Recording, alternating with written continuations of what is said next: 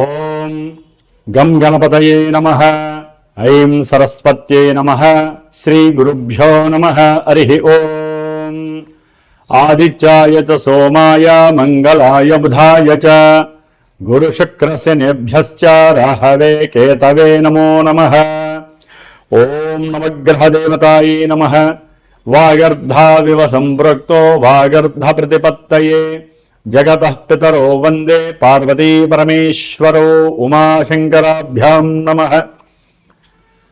వీక్షిస్తున్నటువంటి ప్రేక్షకులందరికీ కూడా సూర్యనారాయణుడి యొక్క అనుగ్రహముతో ఆయురారోగ్యములు అష్టైశ్వర్యములు కలగాలని, అలాగే మనకి ఈ ఫిబ్రవరి మాసంలో 13వ తేదీ నుండి కూడా మార్చి 14వ తేదీ వరకు సూర్యుడు మకర రాశిలోంచి కుంభరాశిలోకి తన యొక్క సంచారాన్ని సంక్రమణం ద్వారా ప్రవేశించబోతున్నాడు. కాబట్టి ఫిబ్రవరి 15వ తేదీన మనకి మహాశివరాత్రి. ఆదిదేవుడు సమస్త లోకాలకి కూడా విశ్వంభరుడు అయినటువంటి విశ్వదేవుడైనటువంటి ఆ పరమేశ్వరుణ్ణి మనందరం కూడా చక్కగా విశేషమైనటువంటి అభిషేకాదులతో అర్చనలతో ఆరాధించి భజనలు గావించి లోక కళ్యాణార్థమై మనకి ముందు ముందు వచ్చేటటువంటి ఈ 3 నెలల కాలము కూడా మరి పంచగ్రహ కూటమి వలన ఎన్నో పాపగ్రహాల యొక్క కలయికల వలన ప్రపంచానికి ప్రకృతికి కూడా ఒక శాపంగా మారబోయేటటువంటి అవకాశం ఉంది. కాబట్టి ఆ పరమేశ్వరుణ్ణి ఆరాధించుకుంటూ అట్లాగే 14వ తారీఖున వచ్చేటటువంటి శనిత్రయోదశి ప్రదోషకాల వ్రతము అంటే సాయంకాలము సంధ్యా సమయం తర్వాత ఆ శని భగవానుడికి అందరూ కూడా తప్పనిసరిగా తమ యొక్క కర్మదోషాలు పోగొట్టుకోవడానికి విశేషముగా తిల తైలాభిషేకార్చనలు చేసుకొని రావి చెట్టు చుట్టూ గనక ప్రదక్షిణం చేసుకుంటే ఐశ్వర్య వృద్ధితో పాటుగా మనో అభీష్ట సిద్ధి కూడా కలుగుతుంది. ముఖ్యంగా మనకి ఈ ఫిబ్రవరి మాసంలో సూర్య సంక్రమణంతో పాటుగా ఇప్పటికే రాహువు కుంభరాశిలో తిష్ట వేసుకొని అది శని ఇంట్లో మరి వ్యాపారానికి బుద్ధికి నరాలకి తెలివితేటలకి మనం మాట్లాడే ప్రతి మాటకి సంభాషణలకి కూడా బంధుమిత్రాదులతో కలయికతో పాటుగా అన్ని రకాలైనటువంటి యాక్టివిటీస్కి శరీరం అసలు చేతనత్వంగా ఉండాలంటే బుధగ్రహము మరి విశేషమైనటువంటి ఫలిత రూపకంగా మనకు ఉండాలి. మరి ఆయన ఆల్రెడీ ఫిబ్రవరి 3వ తేదీన రాహువుతో కలిసి కుంభరాశిలో ప్రవేశం జరిగింది. ఫిబ్రవరి 6వ తేదీన మరి అష్టైశ్వర్యాలకి ఎంతోమంది వ్యాపారస్తులు, ముఖ్యంగా జ్యువెలరీ వ్యాపారం చేసేవాళ్ళు, దాని రిలేటెడ్ ఏదైనా సరే, అది గిల్ట్ నగలు కావచ్చు, వస్త్రాలకి సంబంధించినటువంటి పెద్ద పెద్ద బిజినెస్లు, చిన్న చిన్న వాళ్ళు కావచ్చు, అట్లాగే సుగంధ ద్రవ్యాలని అమ్మేటటువంటి వాళ్ళు, వ్యాపారస్తులు, ముఖ్యంగా ఫైనాన్స్ బిజినెస్ చేసేటటువంటి వాళ్ళు, మ్యారేజ్ బ్రోకరిజం చేసేటటువంటి వాళ్ళు, అంటే మధ్యవర్తిత్వం చేస్తూ ఉంటారు. అలాంటి మ్యారేజ్ సంబంధించినటువంటి వ్యాపారస్తులు కానివ్వండి, అట్లాగే భార్యాభర్తలకి సంబంధించినటువంటి సత్సంతాన యోగానికి కారకుడైనటువంటి వీర్యకారకుడైనటువంటి శుక్ర భగవానుడు కూడా మరి రాహుతో కలిసి 6వ తారీఖు నుంచి కూడా ఈ నెలాఖరంతా అక్కడే ఉంటాడు. అట్లాగే ఇప్పుడు అసలైనటువంటి గ్రహము కుజగ్రహము. ఇది ఫిబ్రవరి 23వ తేదీ నుండి కూడా దాదాపుగా ఏప్రిల్ 2వ తేదీ వరకు కూడా కుంభరాశిలోనే ఈ గ్రహాలన్నిటితో సంచారం చేస్తూ కుజుడు రాహువు కలవటం ఒక రకంగా కూడా మంగళయోగం అయినప్పటికీ కూడా, కుజరాహుల యోగం అయినప్పటికీ కూడా, సింహంలో ఉన్నటువంటి కేతువు, ఈ యొక్క కుజరాహు కేతువుల యొక్క సంయోగము శని ఇంట్లో జరగడం ద్వారా ఎన్నో బీభత్సకరమైనటువంటి సమస్యలు అనుభవించేటటువంటి పరిస్థితులు మనకు కలగచ్చు అని శాస్త్రం తెలియజేస్తోంది.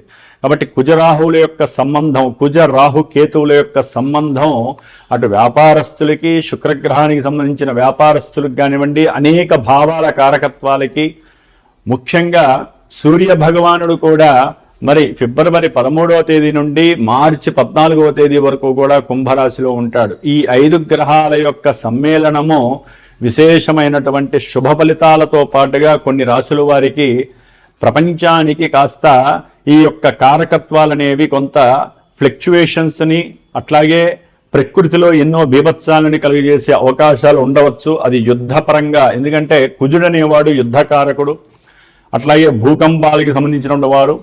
అది వాయుతత్వ రాశిలో ఉన్నటువంటి గ్రహాలన్నీ కూడా ముఖ్యంగా రాజకీయ నాయకుల యొక్క పదవి గండాలు కావచ్చు, రాజకీయ నాయకుల యొక్క పెద్ద పెద్ద వాళ్ళు ఎవరైనా కావచ్చు, వారి యొక్క ఆరోగ్యం సరిగ్గా లేకపోవటము, అనారోగ్యపరంగా ఇబ్బందులు, ఏదైనా ఎలక్షన్స్ కనుక జరిగినట్లయితే ఆ ఎలక్షన్స్కి సంబంధించినటువంటి ఎన్నో ఇబ్బందులు, అంటే అక్కడ ఒక రకంగా చెప్పాలంటే యుద్ధ వాతావరణం నెలకొల్పేటటువంటి పరిస్థితులు ఈ పంచగ్రహ కూటమి తెలియజేస్తోంది.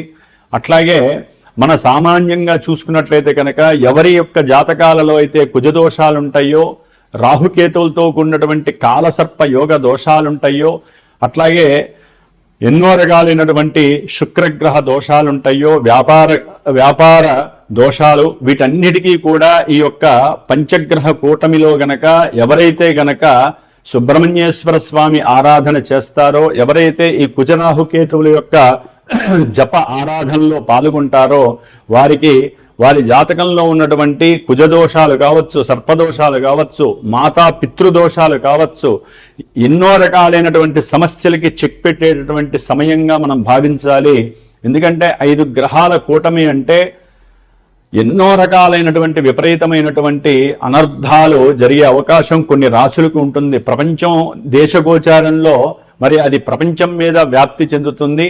కానీ మనకి ఎవరికి జాతకాలు వాళ్ళకు ఉంటాయి కాబట్టి రాశుల రీత్యా కావచ్చు, జన్మ జాతకంలో లగ్న రీత్యా కావచ్చు, జరుగుతున్నటువంటి దశ అంతర్దశలు, ముఖ్యంగా కుజ మహర్దశ కానీ, రాహు మహర్దశ కానీ, కేతు మహర్దశ కానీ, శని మహర్దశ కానీ, ఈ పాపగ్రహ మహర్దశలు జరుగుతున్నా, మరి రాహుతో కలిసినటువంటి ఈ సూర్యుడు, బుధుడు, శుక్రుడు యొక్క దశలు అంతర్దశలు జరుగుతున్నా, వీరి యొక్క దశల్లో వారి జాతకంలో ఎక్కడైనా సరే దోషాలు ఉన్నట్లయితే అవి కాస్త ఇబ్బంది పెట్టేటటువంటి పరిస్థితి ఈ యొక్క పంచగ్రహ కూటమి వలన కనపడుతోంది. కాబట్టి దాదాపుగా ఫిబ్రవరి అంటే మార్చి 1 నుంచి కూడా కుజుడు శతభిష నక్షత్రంలోకి వస్తాడు. అది ఇంకా బీభత్సకరమైనటువంటి సందర్భము.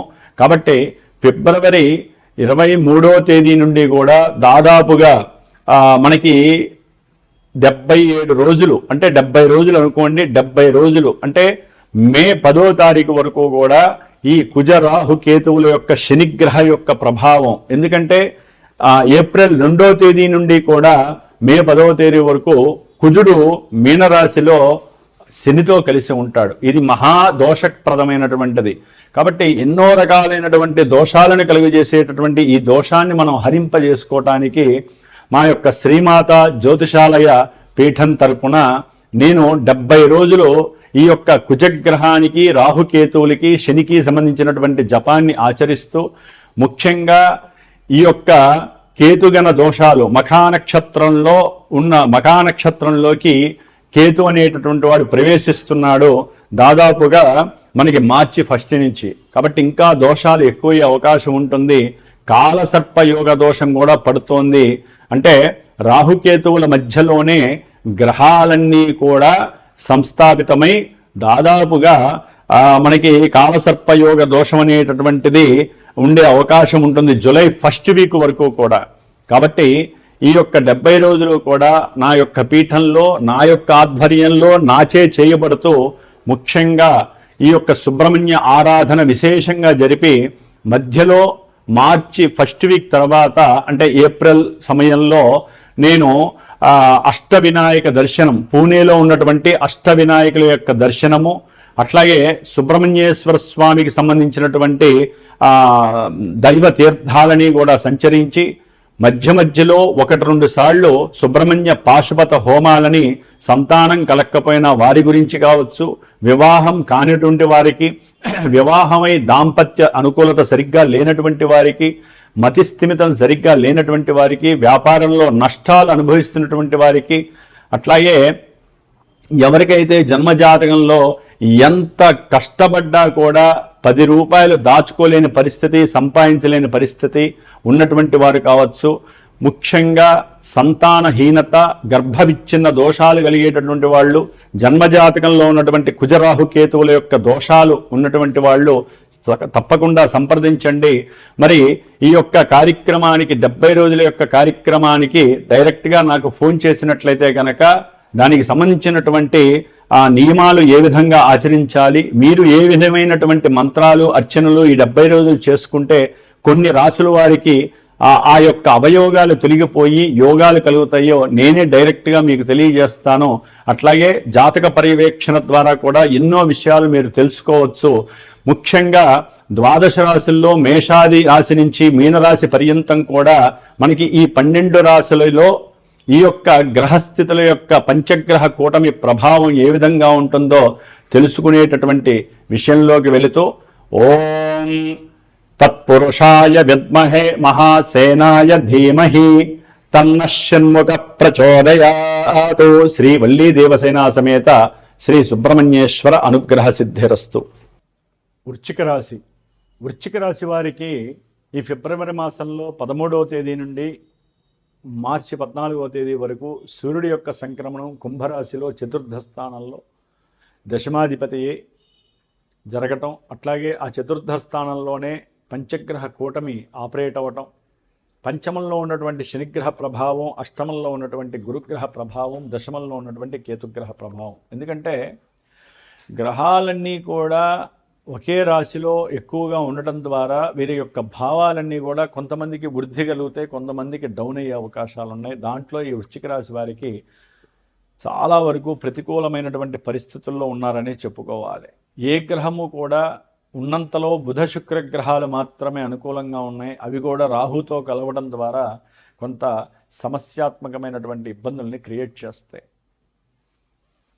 ముఖ్యంగా ఈ యొక్క వృశ్చిక రాశి వారికి ఆర్థికపరమైనటువంటి విషయాలలో, అంటే ఎవరికైనా బంధుమిత్రాదులకి అధిక వడ్డీ వస్తుంది అనే ఉద్దేశంతో వీరి బంగారాన్ని తాకట్టు పెట్టి వీరికి ఉన్నటువంటి ఆస్తులను కూడా వేరే వాళ్ళ దగ్గర తనఖా పెట్టి ఆ డబ్బులు వీరికి ఇచ్చి నష్టపోయిన వాళ్ళు డబ్బులు వాళ్ళు ఇవ్వక వీళ్ళు లోన్లు తీసుకొని వీళ్ళ యొక్క జీతాలు వీరికి ఉన్నటువంటి వ్యాపారంలో వచ్చే లాభాలని కట్టుకుంటూ వారితో మాట్లాడుతూ డబ్బులు ఇవ్వమని అడిగితే ఫోన్ ద్వారా కానీ విడిగా కానీ ఫోన్ అయితే ఫోన్ ఎత్తరు, లేకపోతే అడిగితే గొడవలు.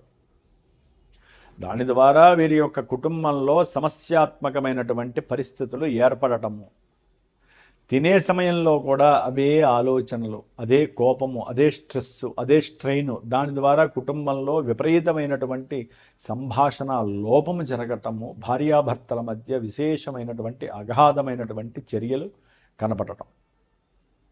దాని ద్వారా వీరు ఆర్థికంగా సంపాదన మీద సరైనటువంటి ఆలోచనలు పెట్టలేక పిచ్చి పిచ్చిగా ప్రయాణాలు చేయటం, అటు తిరగటం ఇటు తిరగటం, దాని ద్వారా ఆర్థిక ధన నష్టము ఇంకా ఎక్కువ చేసుకోవటం, ఆకస్మికంగా బ్యాంకింగ్ వ్యవస్థల్లో లోపం కలగటం, ఎవరో వచ్చి అడుగుతారు, కొంతమంది మంచి మనసుతో ఉంటారు, వారు డబ్బులు ఇచ్చేస్తారు, అవుట్, ఇక డబ్బులు ఇచ్చే ప్రసక్తే ఉండదు అవతల వాడు. కాబట్టి డబ్బులు ఇచ్చేటప్పుడు జాగ్రత్తగా ఉండండి.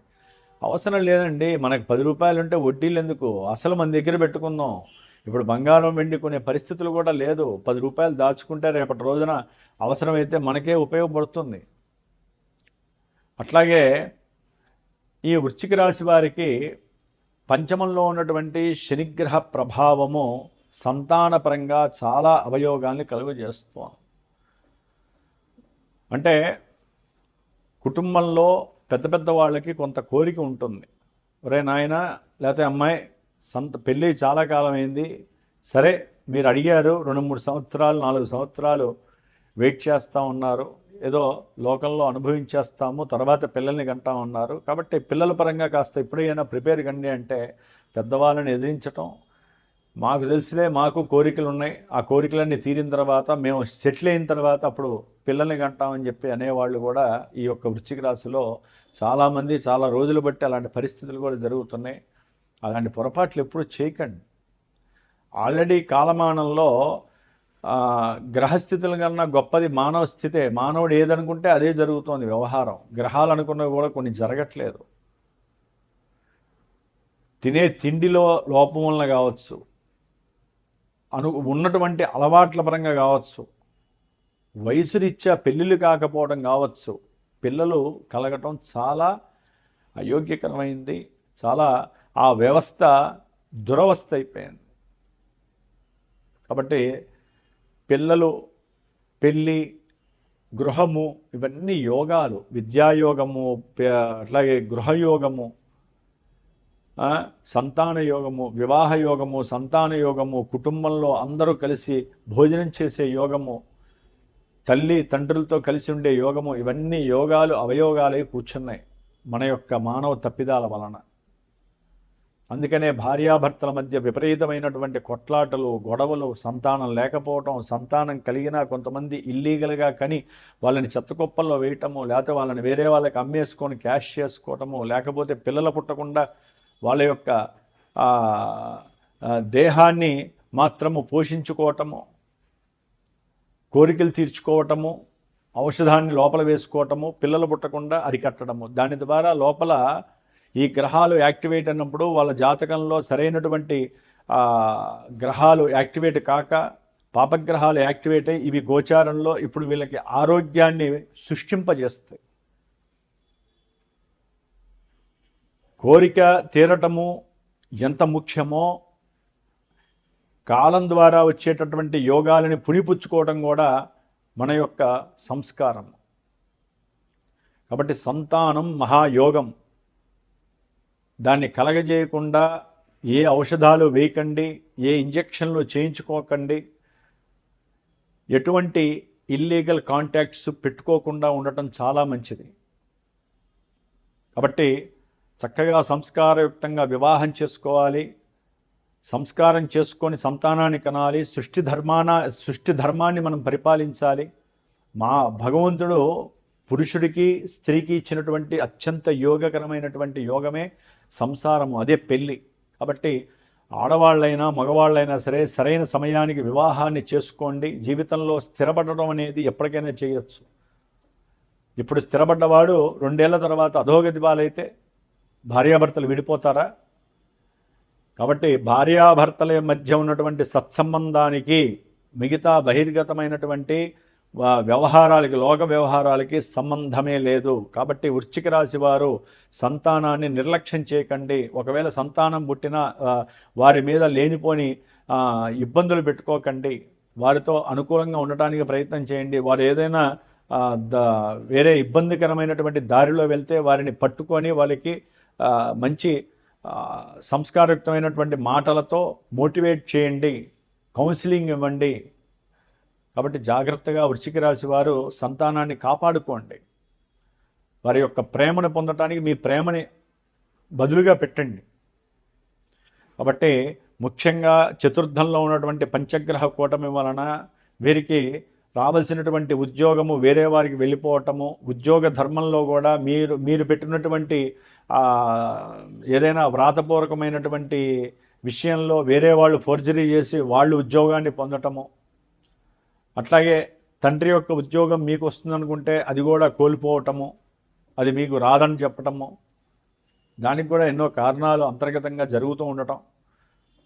అట్లాగే 4వ స్థానంలో ఉన్నటువంటి కుజగ్రహము రవితో రాహుతో కలవటం ద్వారా వృశ్చిక రాశి వారికి కోర్టు సంబంధిత వ్యవహారాలు, ఈ యొక్క భూలాభ విషయాలు కావచ్చు, గృహపరమైనటువంటి విషయాలు కావచ్చు, పిత్రార్జిత విషయాల్లో కావచ్చు, వీరికి ఉన్నటువంటి కొన్ని పితృదోషాల వల్ల కావచ్చు, కుజదోషాల వల్ల కావచ్చు, కాలసర్పయోగ దోషాల వల్ల కావచ్చు, లేనిపోని అవస్థల్ని గురి చేస్తుంది. కోర్టు చుట్టూలు తిరగటమే తప్ప వాళ్ళకి పని జరగదు. కాబట్టి వీరు జాగ్రత్తగా ప్రభుత్వ సలహాలు లేకపోతే ప్రభుత్వంలో పనిచేసేటటువంటి సలహాలు తీసుకోండి, ఉద్యోగస్తుల యొక్క సలహాలు. అట్లాగే మీకున్నటువంటి గృహ సంబంధిత సమస్యలు నివృత్తి చేసుకోవడానికి సాధన చేసుకోండి. సుబ్రహ్మణ్యేశ్వర స్వామి యొక్క ఆరాధన సాధన చాలా విశేషప్రదము. దాని ద్వారా మీకు కంపల్సరీ లాభం జరుగుతుంది. అన్నదమ్ములు ఈ యొక్క విషయంలో అనవసరంగా కొట్లాటలకు దిగటం, ఒకరికొకరు అనుమానించుకోవటం, అవమానించుకోవటం, మాటలు పడటం, విడిపోవడం, గృహంలో సౌఖ్యం లేకుండా చేసుకోవడం చేయకండి. విద్యార్థులకు కూడా చాలా బెడదగా ఉంటుంది. సరైనటువంటి ఆరోగ్య స్థితి లేకపోవటము, లోపల సెన్సిటివ్గా ఉండేటటువంటి కొన్ని అవయవాల ద్వారా మీరు ఇబ్బందులు పడటము జరిగే అవకాశం ఉంటుంది. దాని ద్వారా విద్యా భంగం కలుగుతుంది. తండ్రి గారికి అనారోగ్య సూచనల వల్ల కూడా, లేదా వారికి ఉన్నటువంటి ఆర్థికపరమైనటువంటి సమస్యల వల్ల కావచ్చు. ఈ విద్యార్థులకి విద్యలో ఆటంకాలు, సరిగ్గా ముందుకు సాగపోవటము, బుద్ధి వికాసం లేకపోవటము జరిగే అవకాశం ఉంటుంది. ఆకస్మికంగా ఎవరో ఒకళ్ళ ఫ్రెండ్స్ వీరికి పరిచయం అవ్వటము, బంధుమిత్రాదుల యొక్క గ్రూప్తో ఎక్కడికో అక్కడి దూరాభారం వెళ్ళాలనుకొని విద్యని వీరు నిర్లక్ష్యం చేయడం ద్వారా విద్యార్థుల్లో సరైన సమయానికి మీరు రాసే సమయంలో, అంటే ఎగ్జామ్స్ రాసే సమయంలో మీకు ఏది గుర్తు రాకపోవటము, ఇలాంటివి జరిగే అవకాశాలు ఉన్నాయి. ఎందుకంటే ఇక్కడ రవి, కుజ, బుధ, శుక్ర, ఒక్క శుక్రుడు బాగున్నాడు. అయితే భార్యాభర్తల మధ్య గృహంలో సౌఖ్యత ఉండదు. తినేటటువంటి తిండి విషయంలో కూడా వీరికి సౌఖ్యత దొరకదు, స్త్రీకైనా పురుషుడికైనా. వ్యాపారంలో వీరు ఏదైనా రియల్ ఎస్టేట్లో కానీ, భూమి పైన కానీ, భార్య మీద భర్త, భర్త మీద భార్య ఎప్పుడైనా కనుక డబ్బులు పెట్టుంటే అక్కడ కూడా వీరి మధ్య ఏదైనా చిన్న సమస్య వస్తే చాలు ఆ యొక్క లాభం దగ్గరికి వెళ్ళిపోతారు. నా ఇల్లు నాకు ఇచ్చే, నా యొక్క భూమి నాకు ఇచ్చే. ఇట్లా ఎన్నో రకాలైనటువంటి పెట్టుబడుల విషయంలో కూడా వీరు కష్టాలని, నష్టాలని చూసేటటువంటి పరిస్థితి కలుగుతుంది. మాట్లాడే సందర్భంలో కూడా వీరికి శత్రువులు ఎక్కువయ్యే అవకాశాలు ఉంటాయి. షేర్సు, స్టాక్ మార్కెట్స్లో కూడా వీరికి ధన నష్టం కలగటానికి అవకాశం ఉంటుంది. ఆచితూచి మీ యొక్క జన్మజాతకాన్ని పరీక్ష చేసుకొని, జన్మజాతకంలో జరిగే ఈవెంట్స్ వైజ్ మాత్రమే మీరు ప్లాన్ చేసుకోండి. గోచారంలో అవి రిఫ్లెక్ట్ అయినప్పుడు వాటికి తగ్గ జపతపాదులు చేయించుకోండి. లేదా పీఠం తరపున నేను చేసేటటువంటి 70 రోజుల యొక్క ఇందాక చెప్పినటువంటి కొన్ని దోషాలు, విద్యార్థులు కావచ్చు, గృహ విషయాలలో ఎవరైనా ఇబ్బందులు పడుతున్నా, కోర్టు కేసులకు సంబంధించి భార్యాభర్తల మధ్య విభేదాలు, గృహంలో సమస్యలు, అన్నదమ్ముల మధ్య సమస్యలు ఉన్నటువంటి వారు, ఆర్థికంగా ఎన్ని చేసినా నష్టపోయేటటువంటి వాళ్ళు, సంతాన నష్టహీనులు, వీళ్ళందరూ కూడా సుబ్రహ్మణ్య అనుగ్రహాన్ని పొందడానికి ప్రయత్నం చేయండి. మా పీఠానికి ఫోన్ చేయండి. నా వంతుగా నేను మీ యొక్క విజయ సాధనకి, మీకు కలిగే ఆపేక్షకి నా వంతు సహకారం నేను అందిస్తాను. ఓం శ్రీమాత్రే నమః.